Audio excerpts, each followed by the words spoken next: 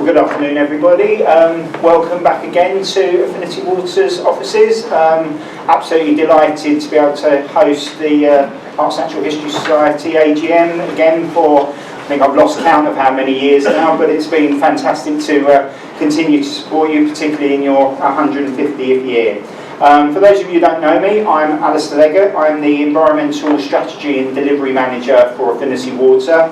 I support a range of teams who deliver some of our really exciting environmental projects, our biodiversity team, our catchment management team, our river restoration team, and I help coordinate all of the environmental programme that we deliver, which goes across from river restoration schemes through to working with farmers, through to helping to enhance important sites for nature.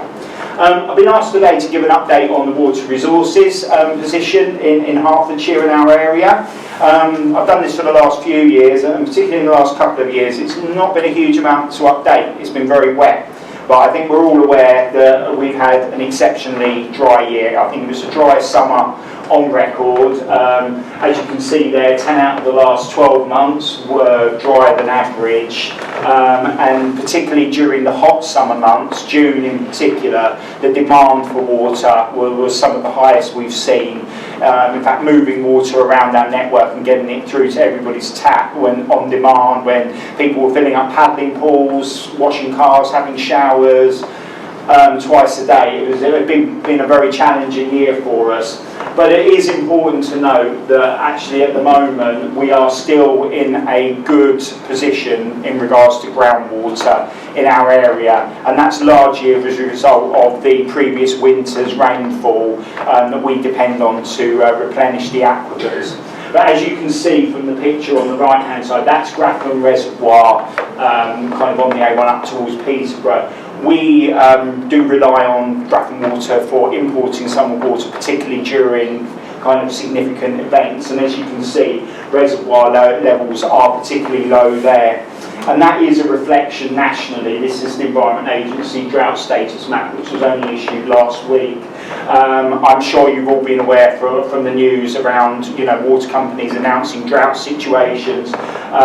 South East Water down there in the bottom right corner announced a drought position last week, and I know one of their reservoirs down in their area is only 27% full at the moment. So for those companies that depend more on reservoir and river abstraction, are in a very challenging period at the moment. And as you can see around our area, the water situation is still reasonably good, but as I mentioned before, where groundwater is concerned, we may see a delayed response in terms of the kind of risk of drought position. But if we do experience another dry winter, and obviously we haven't had a lot of rain so far, that is going to put us in a challenging position next year.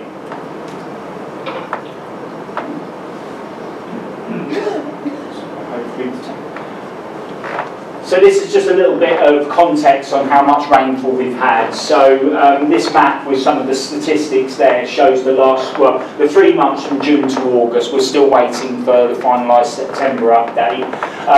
As you can see in our area here, this is what we refer to as our central region. The last 3 months of rainfall for that period was only 71% of the long-term average. And obviously, particularly where we go into the autumn-winter period, we really need that rainfall to increase. Now we've had kind of more of a kind of drought stress situation in our southeast area, but fortunately we have seen more rainfall in that area. We are starting to see a slight recovery, but it's still very much early days.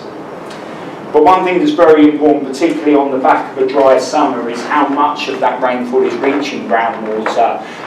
We really start to see the recharge of groundwater once soils are saturated, and we can start to see that infiltration. But as you can imagine, soils are very, very dry at the moment. So even though we are starting to see a little bit more rainfall than we had over the summer, that recharge, so if you say for the central region, we were seeing 71% rainfall. We're only seeing about 60% of that compared to the long-term average, replenishing the aquifers. So what we are going to see is that where we see the groundwater levels increasing, we may see a delayed response this year. So we are hopeful for rainfall. And I think this graph showed us, so this is a reflection of the groundwater levels in the area. This is taken from an observation borehole over at Lily Bottom, which isn't influenced by any abstraction at all, so it's an Environment Agency borehole. The purple wavy line that you can see in the middle is the long-term average, so that's something we've been tracking over 30 plus years now, and that gives us a feel for seasonal groundwater levels. As you can see from the black dotted line, that has been groundwater levels over that period. So this goes back to January 2024. And as you can see, we've been significantly above the long-term average, but you can see that decline that we're seeing there is much steeper than we would normally see with the long-term average.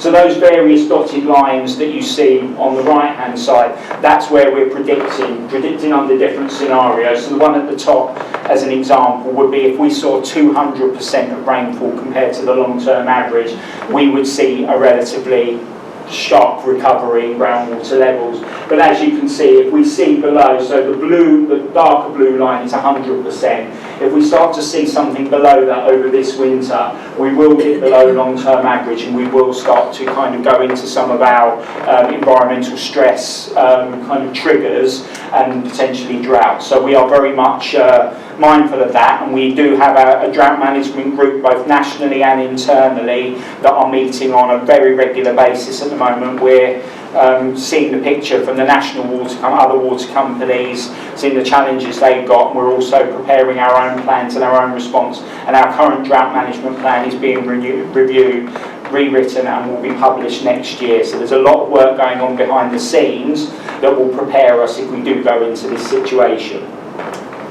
And what does that mean for river flows? Well, as you can still see generally, so this is another Environment Agency map showing river flows nationally, and you can see generally in our area, river flows are still pretty good, and I think we are still seeing that in a lot of the chalk streams, but they are starting to decline now, and particularly if you go up over towards East Anglia, they're already starting to see some exceptionally low river flows in their area. We've started to see a decline in the River Cam, which is at the kind of top end of our area. We are starting to look at some of our river support schemes in that area where we use some groundwater to actually support river flows during drought periods. So that's something that we're working around. So I think the message at the moment is that we're in a reasonably good position. We can't be complacent, and we've got a new campaign, Keep Rivers Flowing. Rivers Flowing, which is a new kind of behavioural change campaign that we're issuing. You may have seen some of the adverts that we're trying to raise awareness around the importance of conserving water use, being responsible with the way you use water.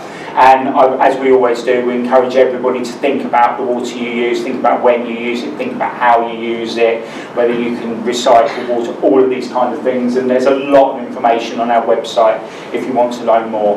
But I won't hold you up from the main part of the agenda. I hope you have a fantastic conference, and if you've got any questions related to water at all, I'll be available during the break out in the foyer. I'll be helping making the tea, so if you want to come and speak to me, you're more than welcome. But have a great day. Thank you.